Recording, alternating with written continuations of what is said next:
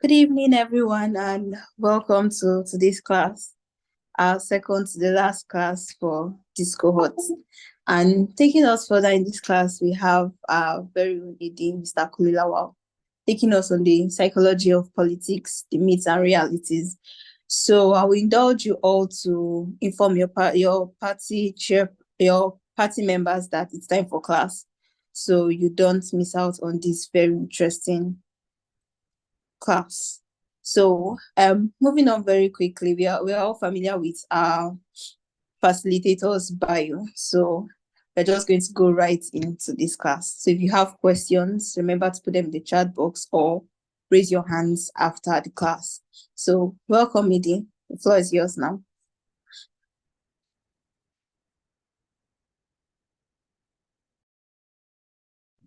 Hello, so good day, everyone. Thank you so much, Alia. It's always interesting to come towards the end of a cohort because what I think you'd figure out is basically, basically you're going to find out the reason why politics fails in Nigeria. So why does politics fail in Nigeria? Well, it's very simple. You can only rig an elections in Nigeria when you don't have people, coming out to vote. Now people will say, we came out to vote in mass in 2023. But then you had less than 28% average of people participating. And since 2015, we've had less than 50%. So even with the new Electoral Act, where you can supposedly count overvoting has been changed and has been calculated as someone coming into no more total votes per unit, that's per PU, but now total votes per those who have been accredited. It's a whole different ball game. So there are many myths in politics, and the psychology of politics is a little different from what we understand. Like the average Nigerian, or let me use this cohort for an example. So this cohort 15, you have a lot of people that maybe college has put set down rules, has put down what we're supposed to do or where we're supposed to head.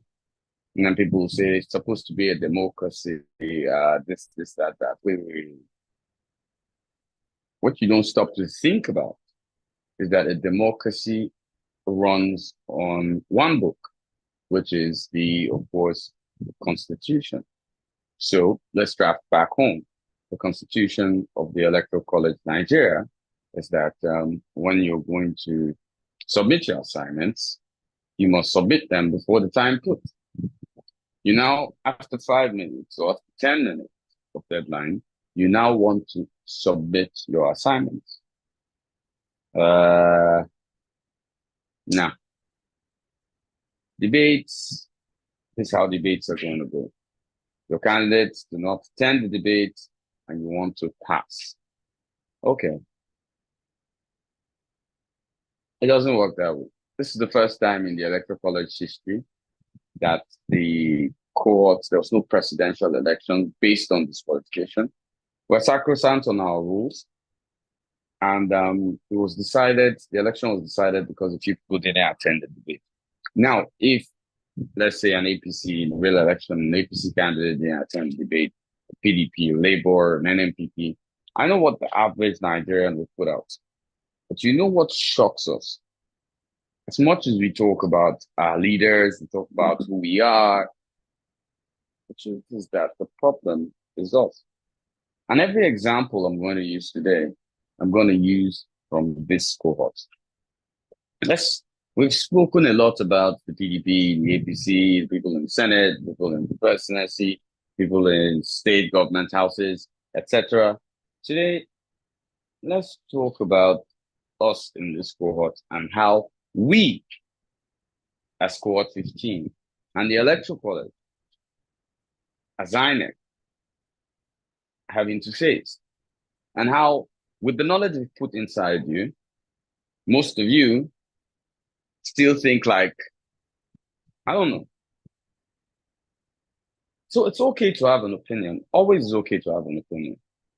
And what you critically need to understand with having an opinion is this. You need a particular level of knowledge to have that opinion. So we taught you that. And people will come out and say, oh no, our candidate, the college is autocratic. The candidate was around at 8:10. Was that the rules? Wasn't. And the act that actually creates INEC actually states that INEC has the power to make those rules and regulations. So we made those rules. We didn't make them behind your back. We didn't enforce them or write them behind your back. And you broke them. And you think it's a democracy. So what's the real problem in Nigerian democracy? I believe it is accountability by anyone. We discuss so much accountability of politicians. We discuss so much accountability of people leading in power. But the accountability of the people we're trying to teach and the accountability of the followership in Nigeria is far, far, far a poverty of democracy. A deeply entrenched poverty of democracy. That's far worse than, in my own opinion, than those of the leaders and those we choose to easily talk about. Everybody in Nigeria is an activist. Average Nigerian is an activist. Government is bad. We're going to do this. We're going to do that. We're going to do this. We'll do that. Now, just the tip of the iceberg. A lot of us are in WhatsApp groups created by our friends, maybe for film, for anything, to talk about movies or just to be our estate groups or even our old school groups. Here's the catchy thing. How do those WhatsApp admin behave? Has any one of you sat down to think about it? One person can just raise up their hands and say, and maybe tell us how those WhatsApp admins behave, in case maybe it's just me and what I've seen and it might not be right. I'd love just one person to just unmute 15 seconds, 20 seconds. Just tell us what WhatsApp admins have and how they act within those groups and abuse the powers they've been given. One person average before we start the class. Can this be done quickly? If nobody wants to go ahead, I'll continue with the class. And then we'll assume that what Ige has said is basically this.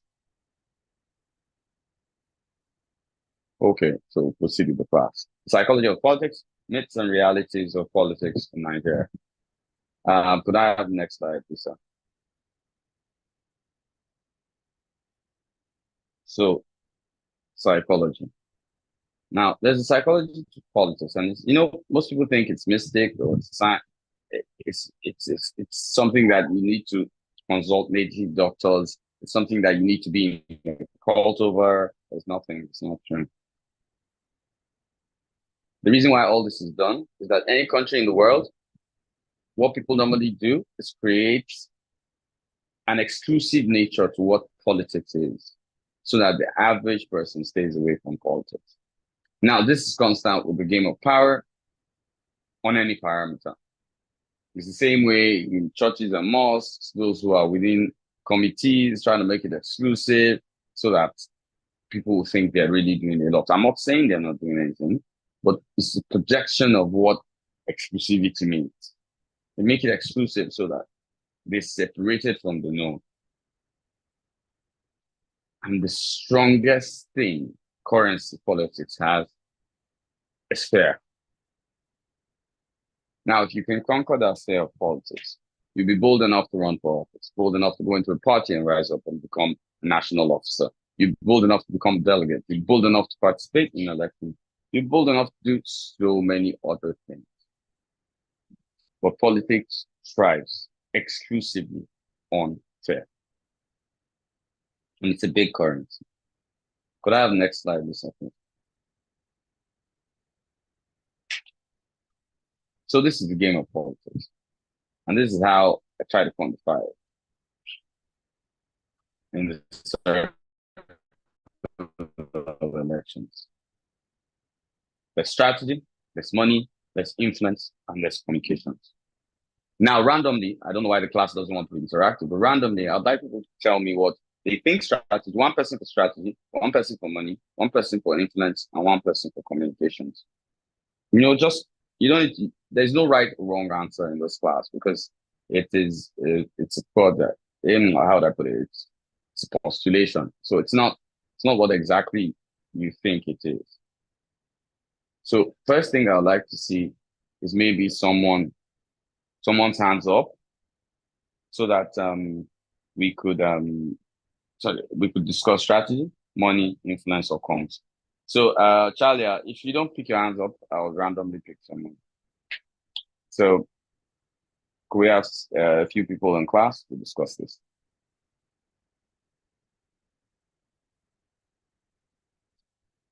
Okay, okay. I've asked you to unmute.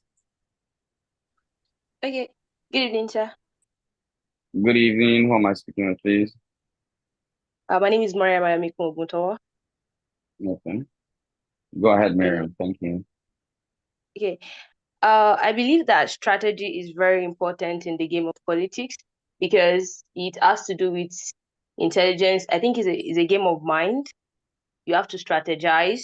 If without, I believe without strategy, money and influence might not be able to work very well. So you have to have a lay down strategy. You have to know what you want to do, how you want to go about it, and how you can go about things for things to work. So that's what I think personally. Thank you very much, Miriam. And I think And that was I don't know if I should go. No, you can go ahead. If you want to pick everyone and go ahead out, you can feel free with that.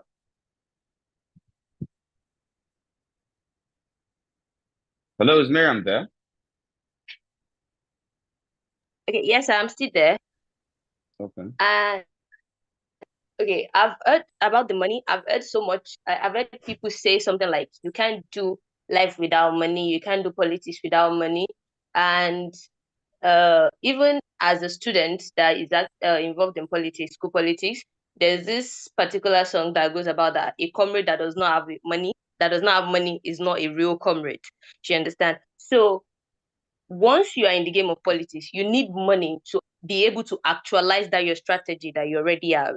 So if you want, it's one thing to have strategy, it's one thing to have the brains, it's one thing to have the intelligence, but you need money to actualize some things, starting with, even as little as getting the form is not even a little thing. So for you to actually be able to do that.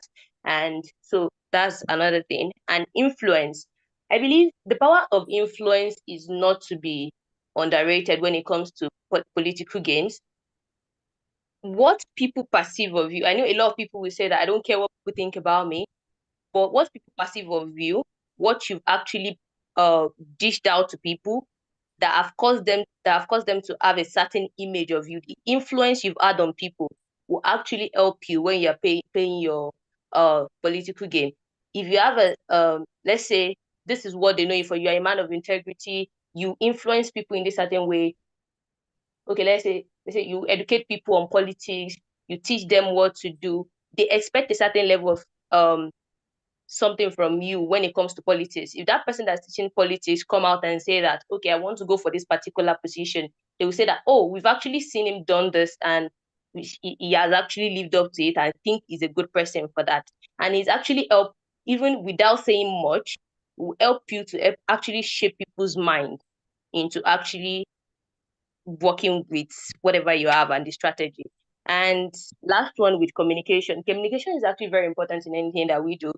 If you have the strategy, you have the money, you have the influence, you have to be able to communicate with even people that will help you to make that strategy come to life. You have to communicate with people that know you, that you have influence, that, okay, I have this particular thing in mind. So communication is very key in the game of politics too. So that's my opinion. Miriam, Yes, sir. can you remain Yes, sir. here?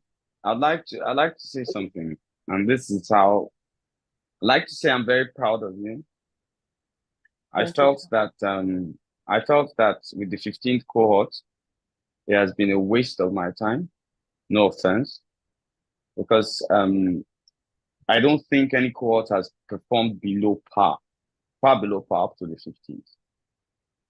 Thank you for making me think differently. Miriam, thanks for changing my view on 15 cohort. You Thank answered you very this much. highly intelligently. You answered this on a level that I think you're far, far higher than you think in politics. And if you decide to go into politics eventually, at any level, you can always count on me, my support, my backing, because I think you finally understand what it is. I couldn't have even asked for a better definition than what I've just seen. So thank you very, very much, Miriam. Thank you for giving me your Thank you very stuff. much, Thank sir. you very much. Okay. Anybody else I'm really wants to put grateful. anything here? Thank you. Though Miriam blew the room. I don't even know what to say after she's spoken. And Miriam blew the room. Okay, Sam Hello. sitting up. Yes, it is. I said Miriam blew the room. I don't know what if anybody else raised up their hands. Yes, We have I'm Sam unmuted, sitting. Didi. Okay. Good evening, everyone. Good evening, Didi. Yes, I was going to pick on the influence option. You said you're going to speak on what? Yeah, on the influence. Influence. Okay, you wanted to speak on influence. On influence. Okay, go Yes, ahead, because sir. You might need to speak a little louder. You sound a little distant. Okay, I mean, to me, I think influence is the most important thing in this whole circle.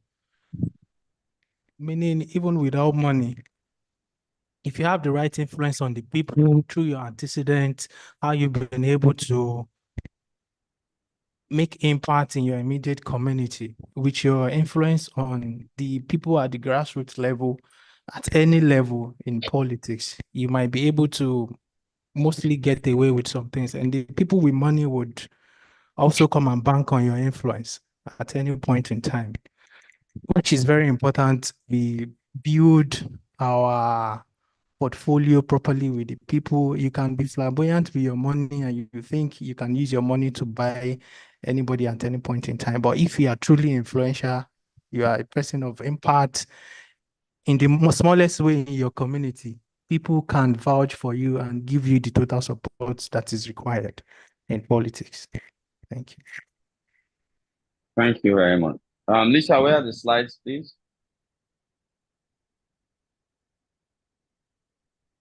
Okay, thank you. Thank you, everyone. So I think it's been put clearly. What I'll just say in closing to all of that is that dependent on which candidate it is, the levels to which influence, strategy, communication, and money, they differ depending on who the candidate is. So the first thing that comes into picture that determines to what level this variance will be is who the candidate is. So now, introduction to myths and realities. First of all, poor political literacy. Now, is poor political literacy a myth or a reality? You can just type in the chat box. I'd like to see your answers. Is poor political literacy political literacy a myth or a reality? You can type in the chat box quickly, yes or no. Is poor political literacy a myth or a reality?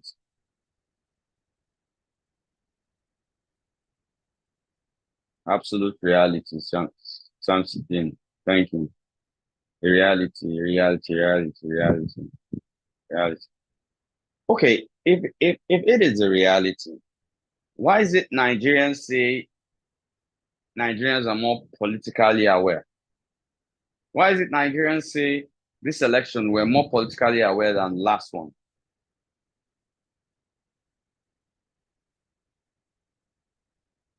So it is a reality, but it's shocking that it's the thing that we Nigerians have undermined the most when it comes to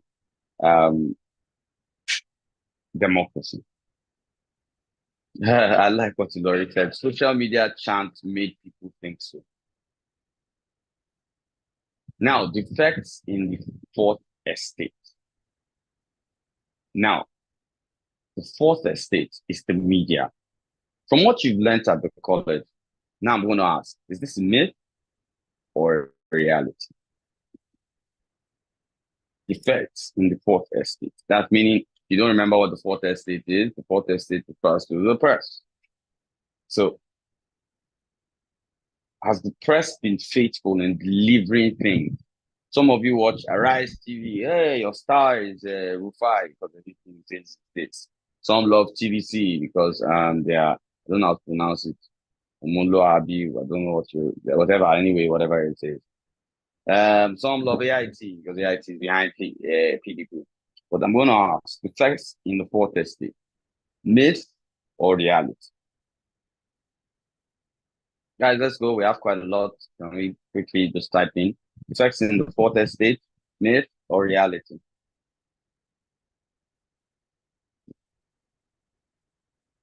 Reality. Reality.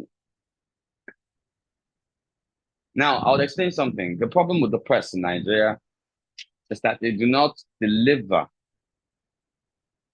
the necessary information that can make you make informed choices. Every station seems to be tilted to one bias or the other. This is not to say they all aren't right, but they all aren't right. It's tilt towards too much to the left, too much to the right, too much to the center, too much to this. So now, influential perspectives overriding individual thought. Now I'm going to tell you, is this a myth or reality? I'll break this down. You know those guys we follow on Twitter, what's so popular, or Facebook, or Instagram, or even TikTok. I'm on TikTok, so I don't know how I run there. They have political opinions. Most of us like and say, this is great. Whatever they say, it's nice. But indirectly, they influence our perspectives without us even knowing that our perspectives have been influenced. And this narrows the choices we make. Now, is this a myth or this is a reality? And let's take it away from social media. We have influential people in the society.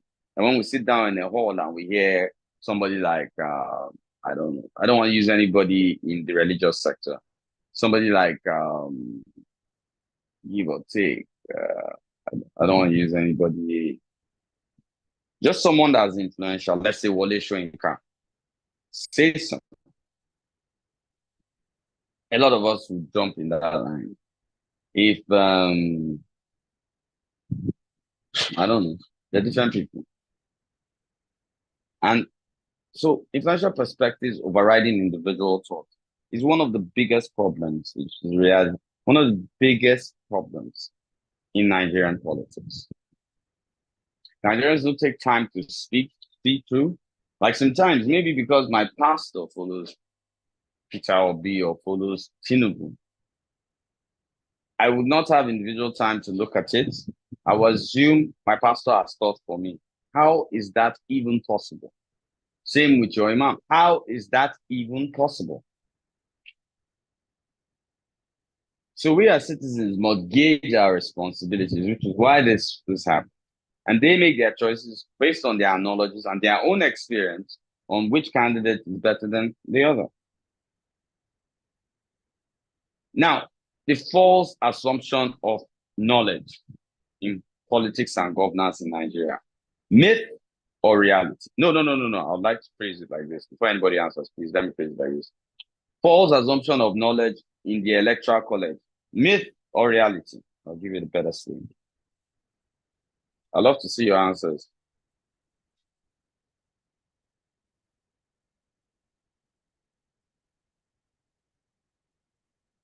Hey guys, why are you quiet? Is it because I used the college this time?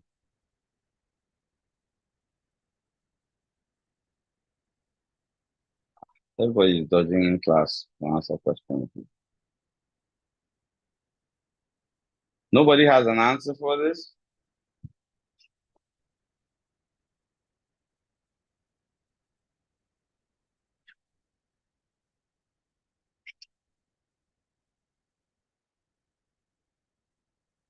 Myth. The question is the false assumption of knowledge within the. Okay, so Solar favor Moyo, sorry, please can you unmute? I'd like to know why you said myth. And then David Moses, I'd like to know why you said myth. Whichever one of you can go first. Charlie, I'll mute. If I'm right, Solar favor Moyo, sorry. Favor back to unmute. I'm sorry, Edie. I'm in a quite noisy place. I'm trying to get to a silent place. Can you please hold on? Yeah, I can hold on. Let's have David Moses while we're holding on for him.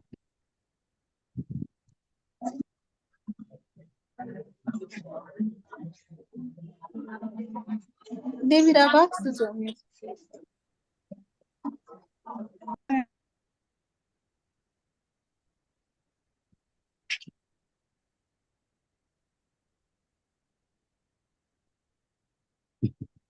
All of a sudden, everybody's in a noisy place. Why are you guys escaping? Don't worry, I don't bite. I don't do anything.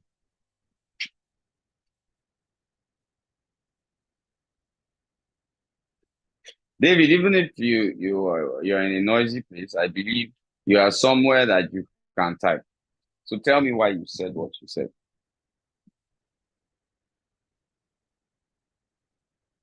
And is Aregbesola, is she close to can she talk now?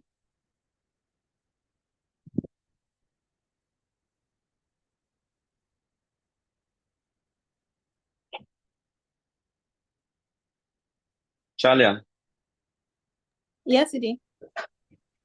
I said Madam Aregbesola, can she talk now? Let me check.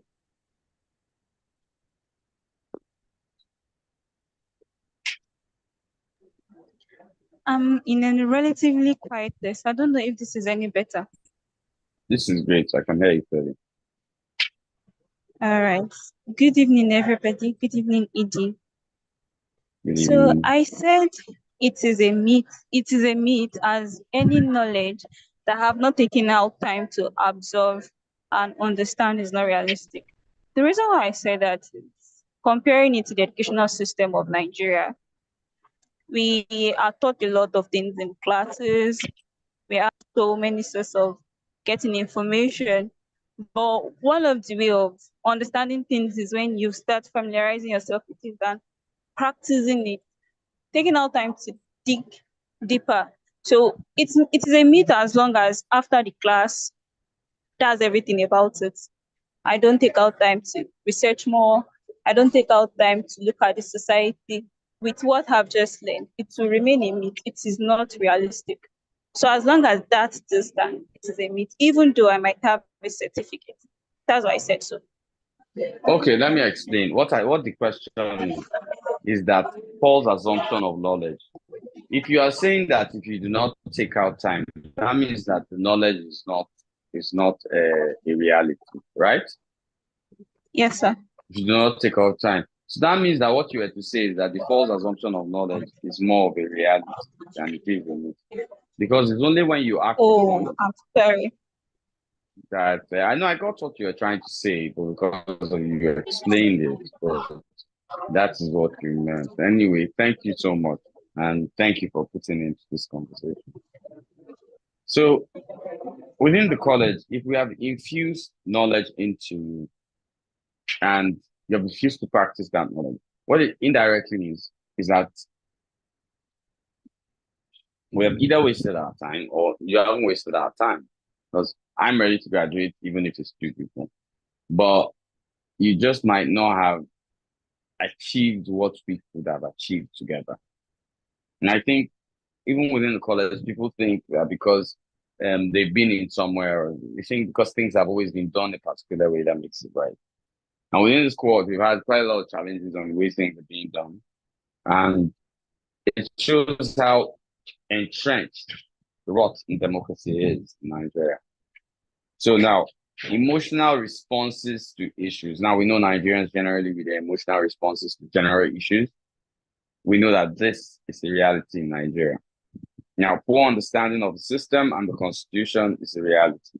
I cannot overflog this, and I cannot over complain about it.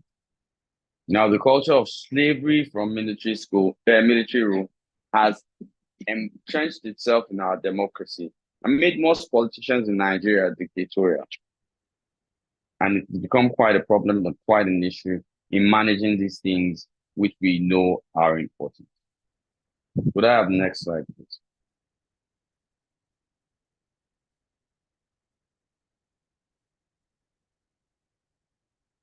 So here are the common political parties don't have ideology. I'm going to go through them quickly because there are things we've dealt with.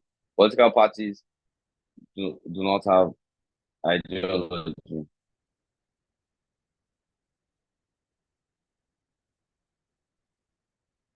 Political parties don't have an ideology.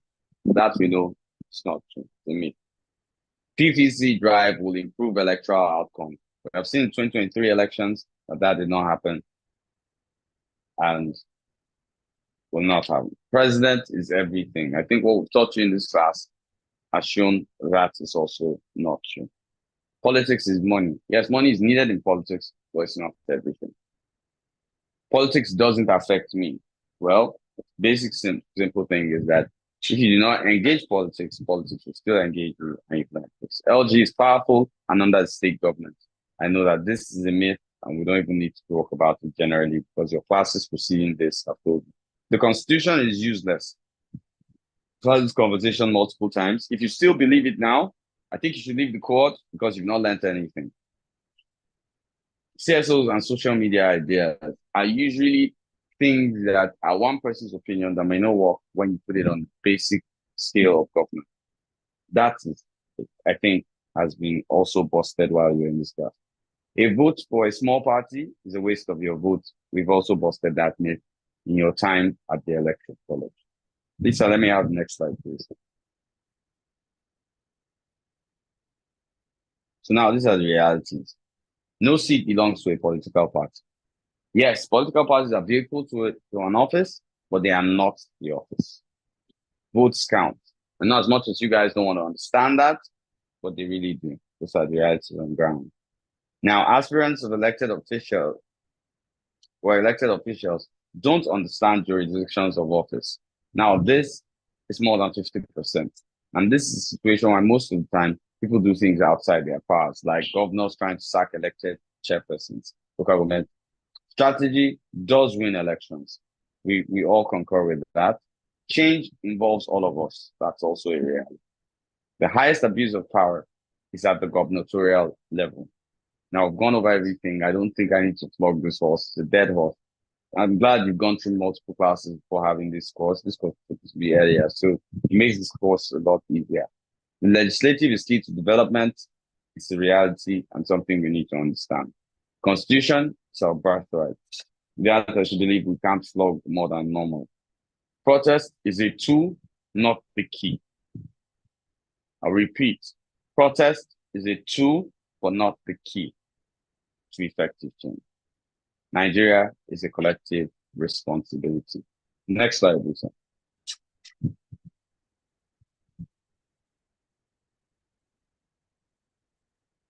Now, in conclusion, democracy is not something that happens.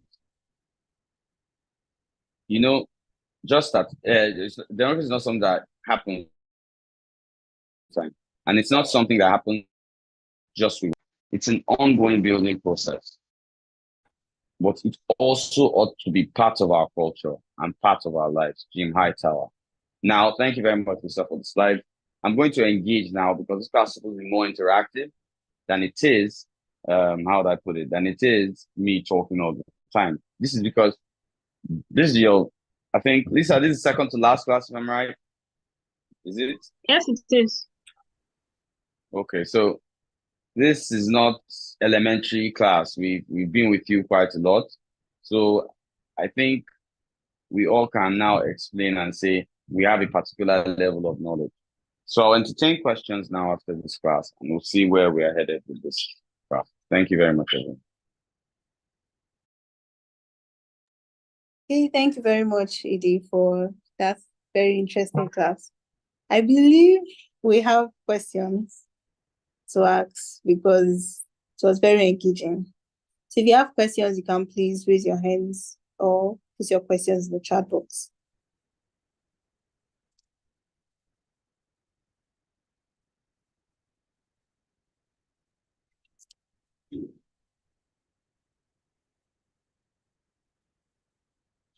Okay, we have Samsudin Saliko. I've asked you to unmute and ask your question. Once again, good evening, everyone. And I think I don't have a question, more of an acknowledgement of the impact we've had through Discord so far. And I would like to say the topic of today is one of the indication of why we are here. And I could remember in the introductory classes where a lot of myths and realities were unveiled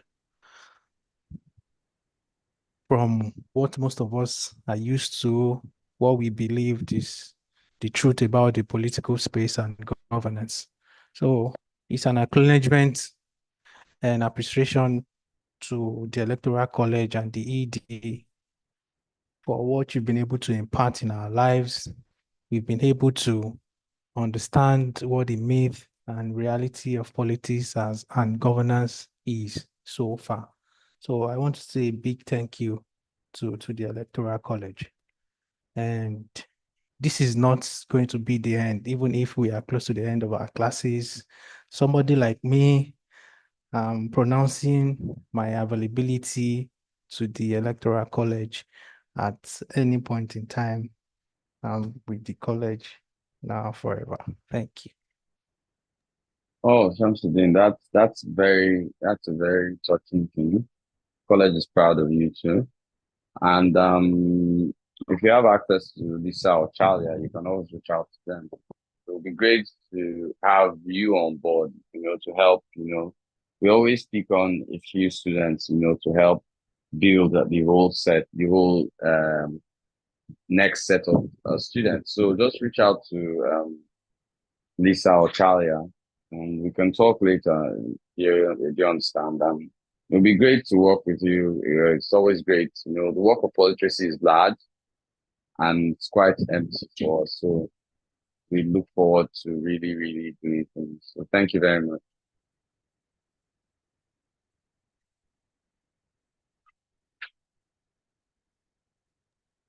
Okay, so do we have any more questions?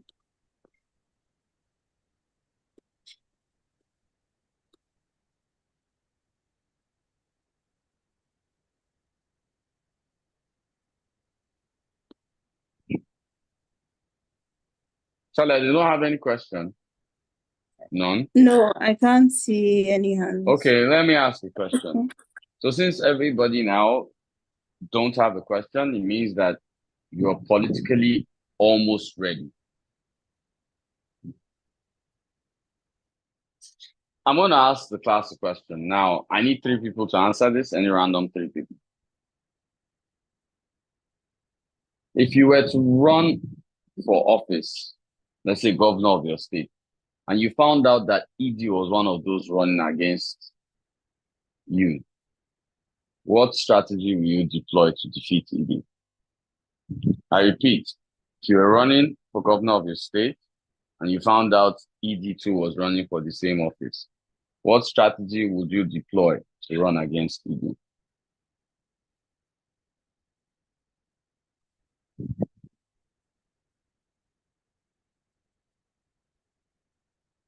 Charlie, are you there? Okay. Ajibola, I've asked you to unmute. Okay, thank you. Good evening, everyone. Good evening, ED. Good evening, I hope you Ajibola. can hear me. Basically, as regard the question, I find myself in running for a government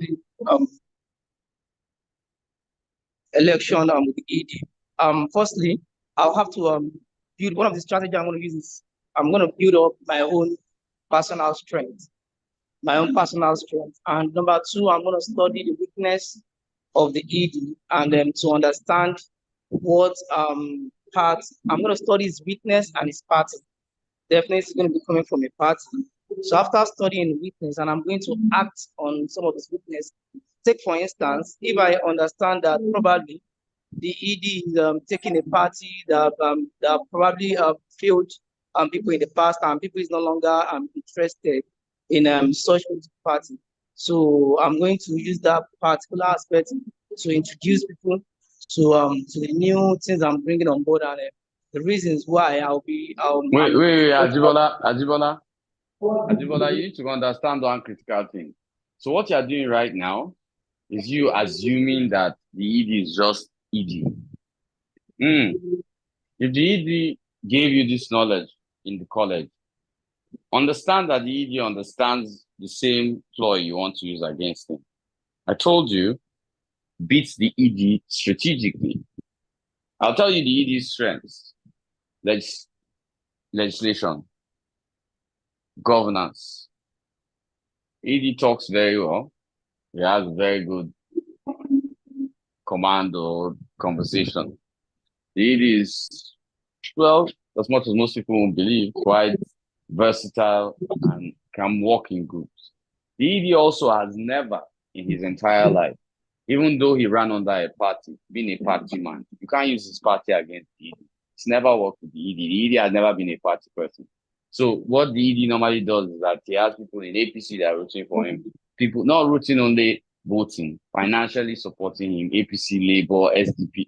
You need to know, even your own party might be rigged. So I'm telling you the ED's strengths. I'll tell you the ED's weaknesses: short to low tolerance for things that are not sensible. The ED too will never involve himself with anything that makes him look bad. The ED also will not involve himself in anything derogatory. So if you're going to run against the ED, bros, you can't come to me with that. I will beat you at that. I need you to beat me.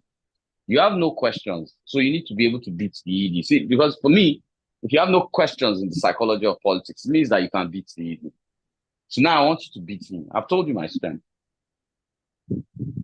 I'll tell you even one of my weaknesses too is setting up the Electoral College Nigeria. So that has kept me off politics for a while. That's partisan politics, one of my weaknesses. So I need you to beat the ED now. Okay. Basically, what I'm going to use strategically is to understand a number of things. I'm going to study the last election. Perhaps if I have to know the actual number and study the total number of voters that we have in the state currently, and I'm going to look at strategically where which particular point we have senatorial district, which senatorial district is it coming from? Am I coming from the same senatorial district? Fine, if we are not coming from the same senatorial district, then I have another edge. I'm going to go and strengthen my own senatorial district. Fine, it's going to be coming from a particular one, it's going to be coming from a particular,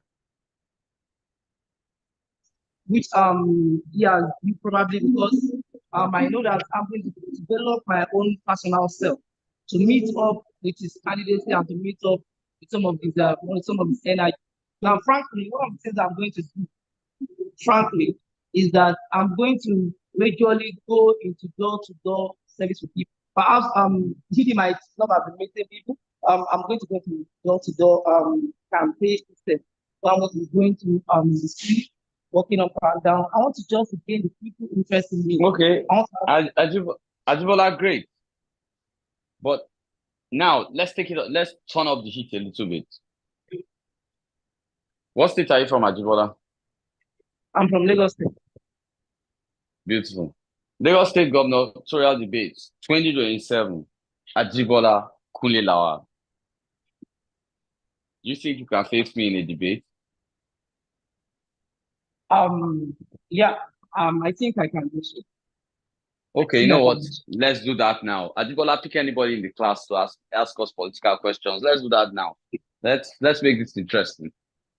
Pick anybody in the class. The person has the chance to ask us any political question. No, Ajibola, you've got trouble. Oh. It's me and you today. You want to beat me, Abi?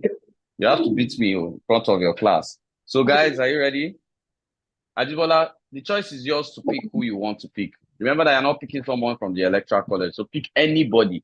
Person is going to ask us 2 questions. We're going to answer in 1 minute. 1 minute, less than a minute.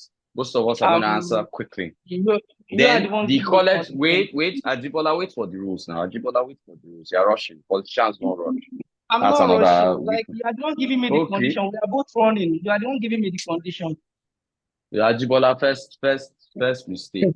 I'm not giving you the conditions. I'm giving the conditions prerequisites for any debate. That's your emotion. That's your emotion already talking again. I want you about emotion, right? You want to run against ED. So what I'm doing, Ajibola, you need to understand. I'm not trying to trump you down. I'm not doing that.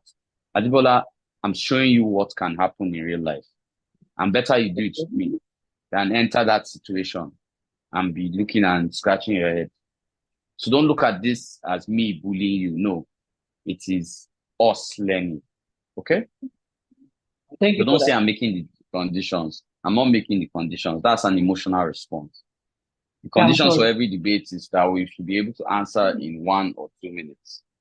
What I'm doing is you can now pick anyone. That's you. And that's a strong position. You might pick your friend. But what's going to happen is that you now pick anyone you get. And then when we answer those 2 questions, 1 minute for ED, 1 minute for you, 1 minute for you, 1 minute for ED, then this entire cohort that is on class now will vote. What do you think about that, Ajibola? Is that fair enough? Okay, there's no problem about that. I think I'm fine with that. And remember that your cohort already doesn't like you. So they're praying for it. They would love to mark ED down. Don't you think so? I don't think so. That was a joke. I'm shaking you now. We are playing emotions. Ajibola, what's wrong with you? You don't know how to shake you. How come on? You should know that now. So Ajibola, your turn to pick the person. Okay, I'm going to pick Shamsuddin. You said? I'll be picking Shamsuddin. Okay, Shamsuddin is our moderator.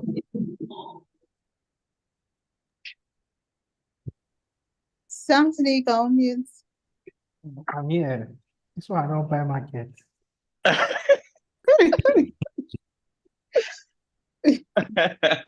Maybe this is interesting. Yes, he has never seen ED on interviews though. Maybe that's why. I've seen him on interviews. Do you still want to go ahead? I'm still going ahead. I've seen him. I've even watched some of the interviews. So Thank you for going ahead. Thank you for going ahead for us. So most of us would learn. No, remember it's a learning exercise. So nobody, please, you guys. We're just going to, it's a learning exercise. Nobody should, for me, I respect Ajibola for doing this. I thought when I threw the opportunity to him, he wouldn't take it. But for me, Ajibola, and I'll tell you, thank you very much for making this class, what it's supposed to be. We're trying to throw you into reality now. You're about to end the cohort. So now it's reality. Let's stop all the theory. Do you understand? And Ajibola, you rose up to it, and I respect you for that. Is that okay?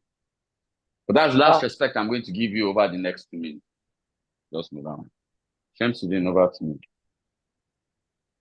Yeah, good evening, everyone. Welcome, Mr. Ajibola. Welcome, Mr. Kunle Lawal. You both have 2 minutes for each question, and you'll be given another 30 seconds to contest your opponent's answer if necessary. And our first question today is going to be what you are going to do differently with the administration of local government autonomy if you are elected as the governor of our state. Mr. Ajibola, you can go first. Okay, thank you, Shamsuddin. Thank you, everyone. Firstly, as a general question, when you look at the local government autonomy, basically Lagos State has at the stand about 20 local governments and about 58 local council government area, which that's one of the major things we're doing. Perhaps because some of these local governments has about 3 or 2 LCDA amongst them, which is going to be so much very easy to pass government to the people. Take for instance, in Oshodi Solo, where I come from, we have about 3 LCDA under Oshodi Solo. That is, people can very quickly meet up with sort of local government chairman, we can meet up with the CDA chairman, and meet up with the local government chairman. So I'm going to make sure that the local government autonomy stand, so that government can be very easy and accessible to people, and so that some of the resources that are meant to go down to the grassroots will go down without any obstacle. One of the things I'm going to make sure is I'm going to put in technicalities in place whereby people are going to be asking directly their local government some of the resources that are meant to be asked. Take, for instance, I'm going to engage with some of these local government chairmen so that we can know further what is the problem of our people. In as much as we have identified that there are some basic problems, understand that there are particular peculiarities to issues. For instance, the problem that is happening in Agege is quite different from the one that is happening in Solo and that's happening in Surulere. So when you look at the structure of people, for instance, when you look at these are people where most of the people that work on island, people that work majorly in the mainland now, they are now basically building and they are now moving towards that particular side. So definitely there is need for us to do more developmental projects in that particular area. So definitely I'm going to engage the local government chairman in putting some of these things in place and making sure the autonomy stands and adequately the resources are what are given to the local people that needs the resources. Thank you. Thank you, thank you, thank you. You're almost on time. Thank you. Yeah, it's your turn, Mr. Kunle Lawal. Thank you very much. If I got the question right, you said, how would we improve local government autonomy, right? As government. Yes, please. Now, first and foremost, I understand that this is a legislative decision and not an executive decision.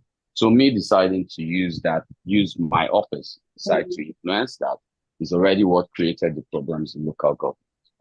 I think I will be talking to the Speaker of House, who is in charge of legislative processes, if I want to stick within jurisdictions of powers of my own office, to ensure that critically, we will first make sure that my decisions are the decisions of the people. So clearly, I'll discuss with the people of the need to even first take the elections of the local governments, returning them back to INEC so that I have no direct influence. I want the people's political freedoms to prevail. Secondly, I will be sitting down with local governments, ensuring that their funds from the federal remain with them. And we'll be having conversations on partnerships and different things you can do, of course, across Lagos State. Lagos being a very buoyant state, I would like to see how we can utilize great things, like, for example, sit down with somewhere like Alimosho that's massively populated and has a FAC allocation of more than 1 billion naira to develop a call center for basically offices working in Lagos, and these call centers could generate funds. To develop the grassroots, what you must do is re-empower the local governments. And to re-empower the local governments, as a governor, I need to take my hands out of the matters of local government and focus on state operations.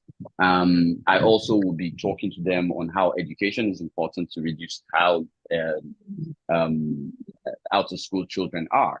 But I think what's most key is that I'll be spending a lot of time, trying to instigate, because Lagos right now has 7% participation in local government elections. So what my state operation will be through my through my commissioner of information, will be to sell the fact that people should understand how local governments are and how important they are. I think that the move with the states is critical. That's the move with us taking the elections from LISEC and taking it back to INEC will critically send a message that Lagos would have a local government envious of districts in the United States. Thank you very much. Thank you. That's a brilliant submission from both candidates. You can't side us. You said what? You can't side us. It's a brilliant submission. Oh, okay. Thank you. Moving on to the next question. Yeah, it's a learning curve. Thank you, ED. Moving on to the next question. How are you going to respond to the issue of out of school children in the state if you are elected as the governor of the state? Mr. Kunle Lawal, you can go first. First and foremost, I don't believe in ifs and maybes. I will be the next governor of Lagos State. So when I'm next governor of Lagos State, here is how we're going to play it. I already mentioned when we're talking local governments about local government autonomy, that will be participating fully with assisting local governments invest more funds in education. Critically, I think I would be dealing with secondary school education because that's power vested in the jurisdiction of my own office. So while doing that, I will be ensuring that the Commissioner of Education works hand in hand for the kind of projects we're going to do in secondary education in secondary schools. We are going to be making a full work plan to show how, since we're improving secondary education, we must improve local education for it to transcend and move forward. Secondly, with local education, I think what is very key and what is missing is that we will be providing subsidies for children and now providing this shared states to instigate local governments to perform. So we're providing subsidies for people with more than 2 children in school to ensure they're in school. Next, I will talk to the legislature and put forward an executive bill, which I hope will be passed by the Lagos State House of Assembly, to totally criminalize. So now it's against the law to keep your child at home, but I will criminalize it since we provided the subsidies, meaning no one has an excuse. So I'll be working with 3 books, which will provide separate local governments and etc. I also will be on my hand available, and this is something I don't think any governor has done. I will be on hand to come to those schools because even while running for Senate in the FCT, I have more than 100 hours of volunteer teaching in public schools in the FCT, and it was great for me.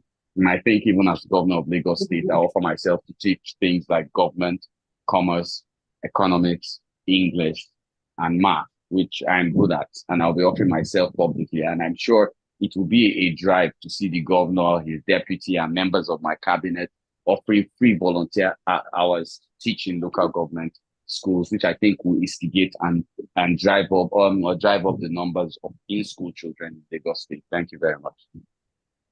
Thank you, Mr. Kulilawa. Mr. Jibola, your time starts now. Thank you, Shamsuddin. One thing is that you have to agree with me first that every child deserves education, and in doing this, out of the students that we have to identify them. Who are they? How many are they? For instance, we need to know the number. On which category are they? Okay, fine, we have out of school students in the primary school, we have out of school students in senior secondary school, in junior secondary school. And it is divisive. One is that for the primary school, majorly in Lagos State, they are being taken care of by the local government, which by the primary school are being served, and they are being built by the local government and being handled by the local government. Then it is very easy for me to walk into the local government. Well, after I've made up, fine, this is the total number of primary school students I have. Then I'm going to work starting from the local government level, inviting them and then letting them know that fine, all these students need education. So how do we handle them? There's something I want us to know as well. That I've actually equally worked with this particular initiative before. That we have to we actually want to solve the problem of out of school. This alimony. But at the end of the day, we found out that the more we are giving them palliative, the more their parents are actually bringing those students out from and collect our palliative. By the end of the day, we feel like, okay, fine, this is not a problem or this is not a solution to that perspective. So one of the things I'm going to make sure they do and people understand that fine, this is a primary school business, and this is the local government work that is supposed to do. Fine, to the secondary school, okay, this is the number of secondary school students that I have that is out of school. Then there is a need for me to understand what the problem is for. Okay, is the school far from the students? Is it one of the problems that they have? Okay, fine. It's because probably they use these students, probably use some of these students as some of them use these students to trade, to work. Some of the parents use them to find out this for me. Okay, fine. Definitely there's serious poverty in the country. So how do I address that? Because when you address the problem, there's going to solve the out of school issue. Because if I did not solve the problem that they are facing, because one of the children that are out of school probably are not willing to, but it's because of one reason or the other. Then I'm going to identify some of these reasons. Fine, some of the parents did not have money, some of the parents did not have this. So even some parents did not even afford. Time up. Thank you, Mr. Jibola. Thank you so much. Thank you. Wait, I'd like to say this first. Ajibola, thanks so much for being a good sport. I feel challenged, man. Goddamn, you're good. But Shamsuddin will ask you for something also. Shamsuddin, thank you so much for the questions. So Shamsuddin, you will be the INEC in conjunction with Chalia. So now everybody in the class is ready to vote for the Lagos State Governor 2027. ED Ajibola. You can use my real name, Kune Lawal or Ajibola. So Kune Ajibola, Nle Ajibola. Shamsuddin and Chalia will count the votes. While we're counting the votes, I think I'll be gisting with Ajibola. So Shamsuddin, as the electoral chairman, as the Yakubu of Electoral College, you can tell them to go ahead, and it's over to you. So thank you very much, Shamsuddin. Okay, hello everyone. Please, election has not started. You people, you started casting your vote. You shouldn't do that, please. Please, everybody should maintain decorum. And our election will start after the count of 10. And I think what we should do is type Kunle or type Ajibola for who you are voting for. And please, you don't have to do it. You don't have to do it twice. Just once. Ajibola Kunle. So from there we'll pick. And the voting would end in 120 seconds. Yes, that's 2 minutes. So after the count of 10, I'm going to start my stopwatch. 1, 2, 3, 4, 5, 6, 7.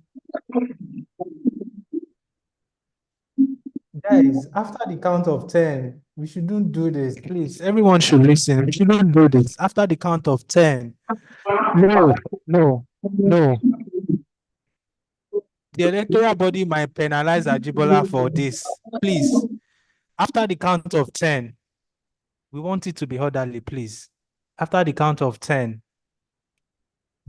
Okay, I think I need to drop something on the chat box.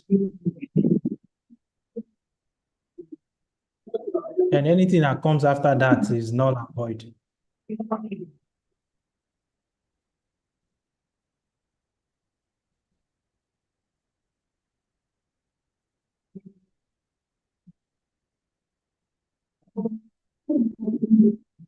The job of Yakubu is tough, honestly. Yeah, seeing it now, but honestly, these are citizens. Do you know? Gosh. Guys, oh my God. Everyone, They are please still listen. breaking the rules. Everyone, please listen. Please listen. Okay. The vote is going to start after my last comment. Just immediately after my last comment. And the comment is going to be the vote starts now. So anything that comes before that is null and void.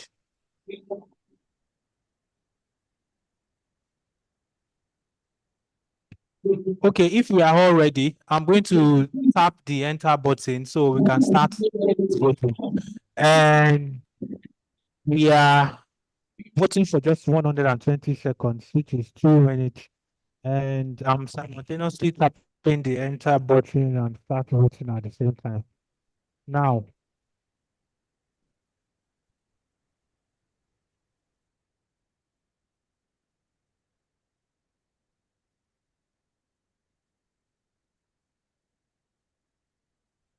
Okay, the ED said we'll be chatting. I've not started the chat.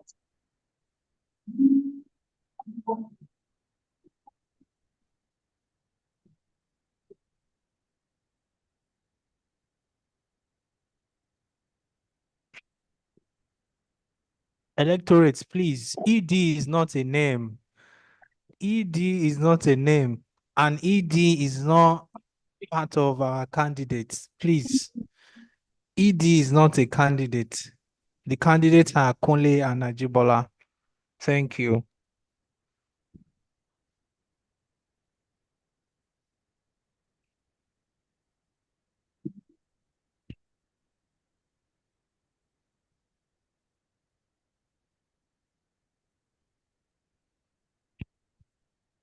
at least we should have 40 votes. If we are 44 in this class, myself and Charlie are out as the umpires, and both the candidates can also vote, yes. So at least we should have 42 votes in total.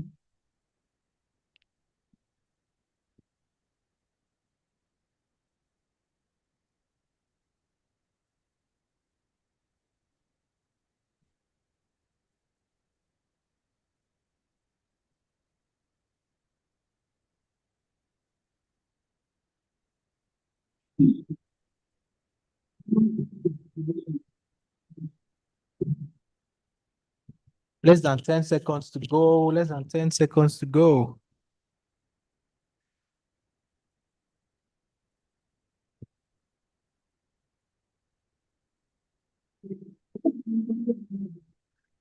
Yeah, vote ends now.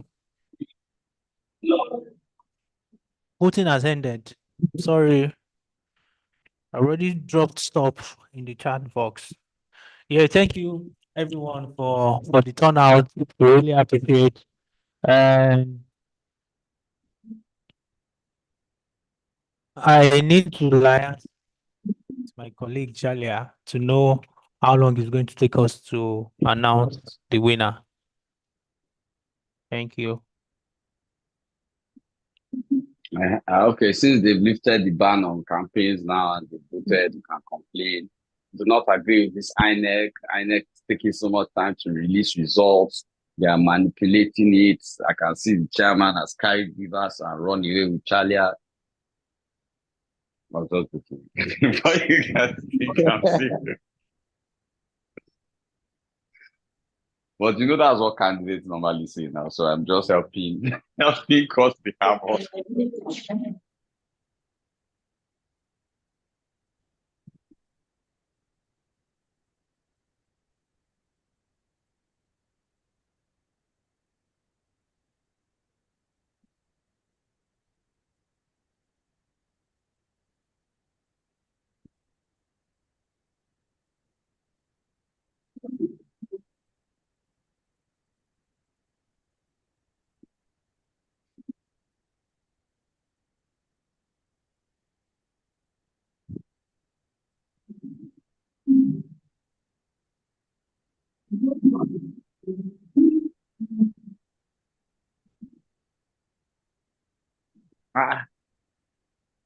But still,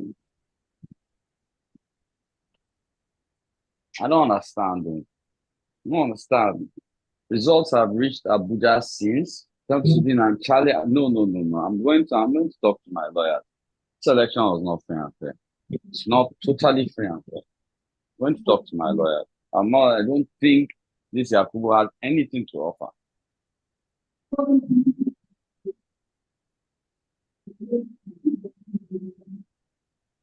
We're not taking this. Not taking this. Me and my party, we're not taking this. Not at all taking it.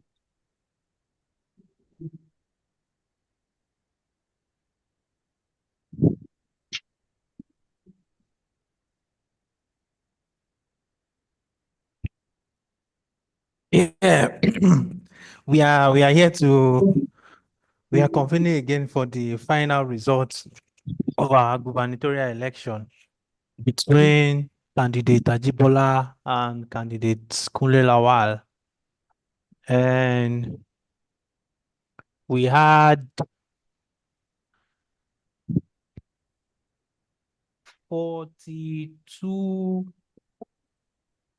registered voters, and we had a turnout of less than 60%, thereabout, and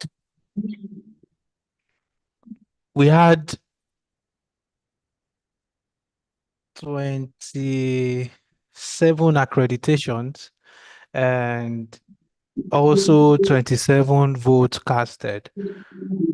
So candidate Ajibola for this election has a total vote of 19, and candidate Kunle with total vote of 7 and 1 cancelled vote. Somebody voted ED and he wasn't part of the election. So with the power vested on me and my colleague Chalia as the umpire of this gubernatorial election, I declare Ajibola Badruddin We will not take it. We will not take it. as We are the going to winner court. Look, of this Shamsuddin is election. rigged. Talia has been working against me in the college. He No. pronounced the winner for this gubernatorial election. Thank you. Anybody We with don't objection agree. Me and my should supporters are go to going the to court. tribunal. Shamsuddin, Thank you. Shamsuddin and Ajibola. Thank you Shamsuddin so and much. Ajibola. Thank you very much. Ajibola, thank Sir, you I'm very with much. you. I'm very, very proud of you, Ajibola. It's not easy to go against me. Though I know the class voted emotionally. You know, nobody wants ED to win. But I must be magnanimous. I'm like, good luck. I'm not going to call. I'm not calling to tell you thank you. I'm just going to say, hope you can pay for lawyers more expensive than mine.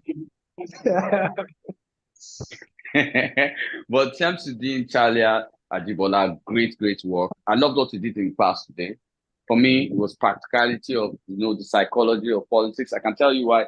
I'm not going to tell you why Ajibola won. But I'll tell you something in politics. So when I said you want to run against the ED, when I brought up this debate, what Ajibola didn't see and what I was trying to teach him was that Ajibola needed to understand that there's always love for the underdog. That's a strategy. I'm already known. So being known comes with two things. Kunle is known not to bend. The people that want Egunje on top of contract rather vote Ajibola than Kunle because they already know Kunle won't do it.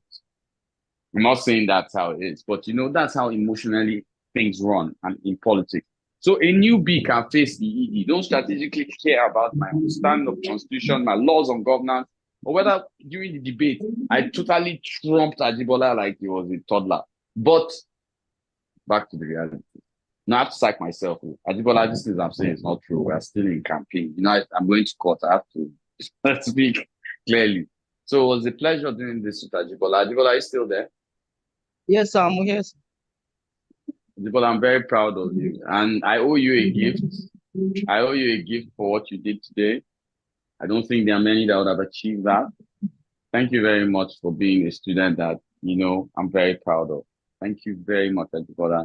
And Shamsuddin, thank you very, very much. I'm very, very impressed.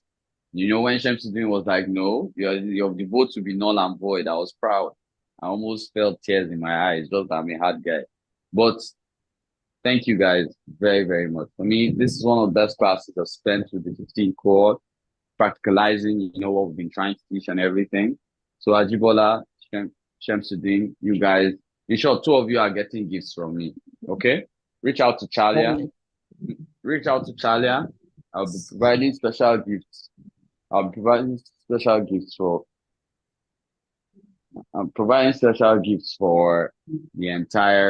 for the two of you. I think you guys have been exemplary. You guys with no questions. Chalia, there's no question, right? So last class, No. if I'm right, is the candidate, right? Yes, 60 yes, perspective. Honorable Rekia. Okay. Honorable Rekia alone. I'm not there. Am I done? No, I said No, with Honorable Rekia. I meant you and her. You push to release me now. I was trying to look for how to escape. Can't you see I've embarrassed myself in front of the 15th court? I just lost an election. I'm about to take this pass now. So thank you guys. It was fun doing it with you guys. We look forward to you guys closing next week and of course your graduation next week. The college has infused quite a lot into you guys.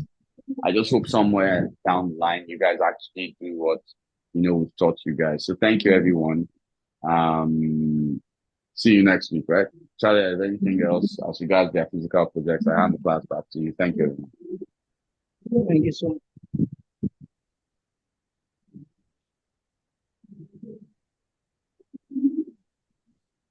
Thank you, Lisa, sir. you don't have anything to Thank you say? very much, sir. Thank you. Thank you, Sam. Thank you, Thank you very sir. much, Shidi. We really appreciate you, sir. Appreciate Thank you. you, sir. Thank you very much, sir. All right. Thank you, Edie. It was a very interesting class.